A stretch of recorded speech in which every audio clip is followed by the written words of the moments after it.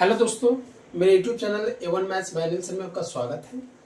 जैसा कि कल मैंने आपको क्लास किया था कि चैप्टर ट्रिग्नोमेट्री का जो है एक का ये चालू किया था जो भारती भवन पब्लिकेशन का है।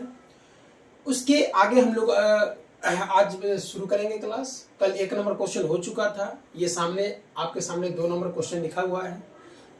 लिखा हुआ है कि एक त्रिभुज है जिसमें कोण बी जो है वह 90 डिग्री का है और त्रिभुज जो है वह एबीसी लेना है। एबीसी त्रिभुज लेना है और उस एबीसी त्रिभुज में कोण बी जो है 90 डिग्री का लेना है और tan A जो है उसके बराबर में 1 दिया हुआ है। तो ये बात हमको लाना है, ये बात सिद्ध करना है। तो किस प्रकार से ये सॉल्यूशन होंगे वो मैं आपको करना सिखाता हूँ। सबसे पहले हम लोग फिगर बनाएंगे कि फिगर में क्या कहा है। तो फिगर कह रहा है कि एक त्रिभुज है जिसका नाम आप ए बी सी और कंडीशन ये है कि जहां 90 डिग्री का कोण बनता है वहां बी नाम देना है। अब जैसा कि जानते होंगे कि ये 90 डिग्री का कोण है तो इसके सामने वाले जो भुजाएं होती हैं, सम्मुख भुजा, वह जिसे कर्ण हम लोग कहते हैं, हाइपोटेनस कहते हैं इंग्लिश में। और बाकी आधार और लंब में, जैसा कि कल के क्लास में मैंने आपको बताया था कि आधार और लंब जो है आपस में बदलते रहते हैं।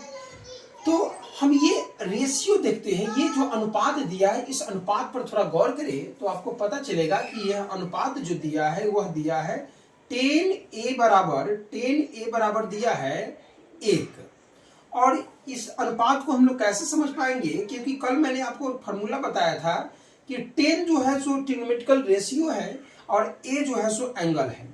अगर यहाँ हम कोण ले तो यहाँ कोण लेते हैं, यहाँ थीटा लेते हैं, इसका ये मतलब हुआ कि ये जो है आधार का काम करेगा यानी कि B का काम करेगा और ये जो है यह लंब का काम करेगा यानी कि P का काम करेगा।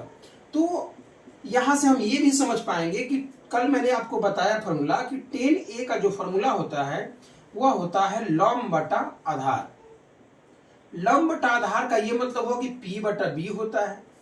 अब अनुपात हम लोग देखते हैं, जो रेशियो है वो देखते हैं तो आपको पता चलता है कि इसके बटा में कुछ नहीं तो 1 रहता है। इसका तो ये मतलब हुआ कि आधार भी जो है से 1 है और लंब भी जो से 1 है। अनुपात से तो ये पता चलता है कि लंब और आधार दोनों बराबर कह रहा है, लंब भी 1 है और आधार भी 1 है। अब लंब दे चुका है, आधार दे चुका है, कर्ण नहीं दिया है तो हम लोग कर्ण निकाल सकते हैं। कल मैंने आपको पाइथागोरस प्रमेय से बताया था कि पाइथागोरस प्रमेय से जो होता है वह कर्ण का बराबर होता है, कर्ण बराबर होता है रूट अंडर लंब का स्क्वायर अब प्लस में आधार का स्क्वायर।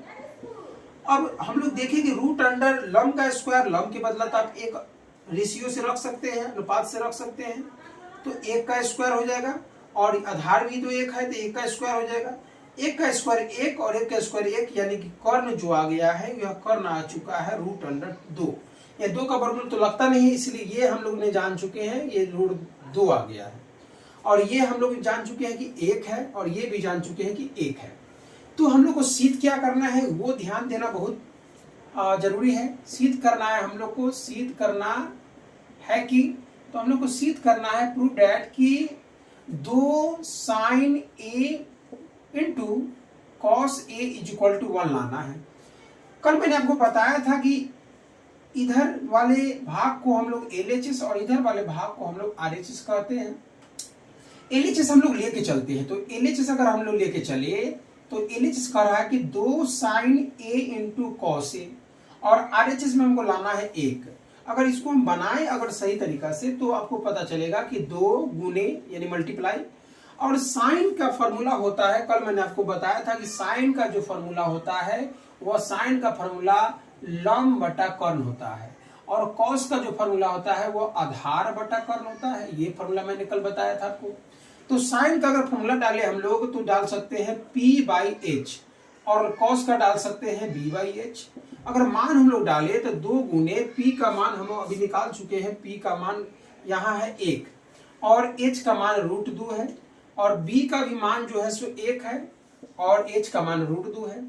तो आप जैसा कि जानती होंगी कि ऊपर के ऊपर वाले से मल्टीप्लाई होता है और नीचे वाले के नीचे वाले से, तो 2 एकम 2 एकम 2 हो जाएगा, रूट 2 का रूट 2 से करेंगे तो ये भी 2 हो जाएगा, तो 2 से एक बार में 2 से एक बार में कट जाएगा, इसलिए यहाँ 1 आ चुका है। 1/1 यानी 1 ही होगा।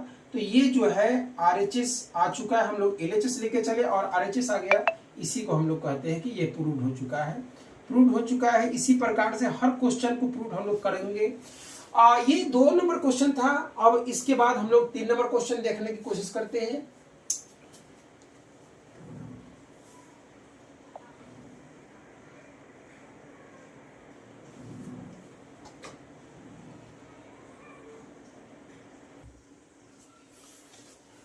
अब ये आपके सामने 3 नंबर प्रश्न लिखा हुआ है।